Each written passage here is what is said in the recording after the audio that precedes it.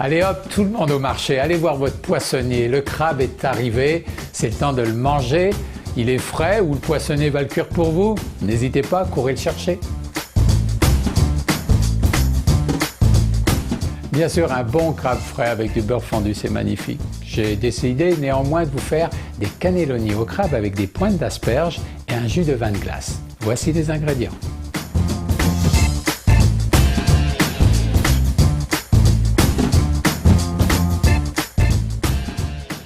Dans un premier temps, évidemment, si mon crabe n'était pas cuit, j'ai cuit mon crabe et je l'ai décortiqué comme il faut. Okay? Et on va l'utiliser un peu plus tard. J'ai aussi cuit les asperges vertes, juste al dente. Les tiges que je tronçonne vont se retrouver dans la farce avec le crabe. Je vais conserver les pointes d'asperges en décoration. D'abord une casserole avec du beurre et je vais faire revenir la moitié de quantité de mes échalotes. Cette poêle-là, c'est pour la farce. Cette poêle-là, c'est pour la sauce. La même chose, du beurre et des échalotes. Les échalotes sont bien tombées, cuites à point.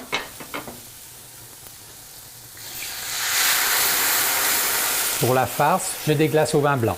À ma droite, pour la sauce, je vais déglacer donc avec ce liquoreux. Ce liquoreux s'appelle Fécond d'automne. Un très joli nom finalement pour le printemps. Dans la première poêle, pour la farce, le vin blanc, je vais le réduire à son maximum. Le liquide est évaporé, je rajoute la crème 35% et je vais réduire à peu près de moitié.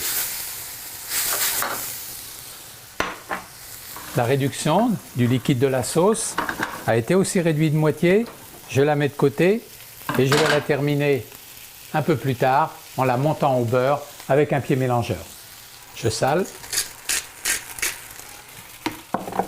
et je poivre. La réduction est terminée. On va aller faire nos cannelloni. On retourne sur la table. Je récupère ma sauce à l'intérieur d'un plat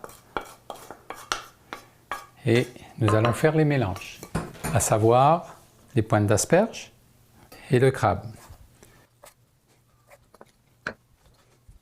Je rajoute un jaune d'œuf pour permettre une meilleure liaison pendant la cuisson. Je suis prêt pour faire mes cannelloni avec la pâte philo. 2 feuilles et je badigeonne à l'aide d'un pinceau sur ma pâte philo. Je coupe en deux. Un peu de beurre fondu. Un peu de beurre dans le fond. Et on dépose la farce.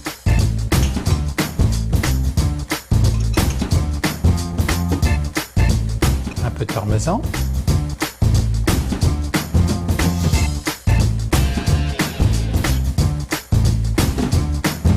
Un dernier coup de pinceau.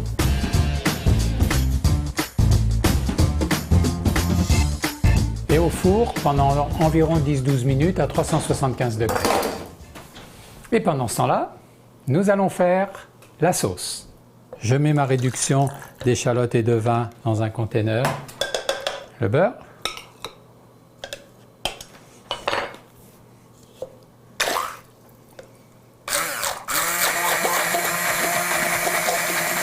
L'onctuosité c'est faite.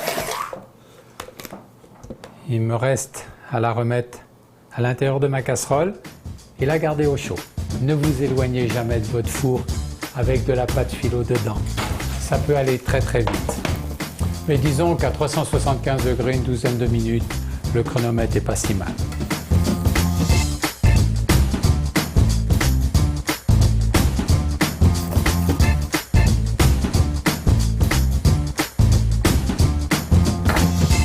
On aura soin d'utiliser les pointes d'asperges qu'on a réservées pour la décoration.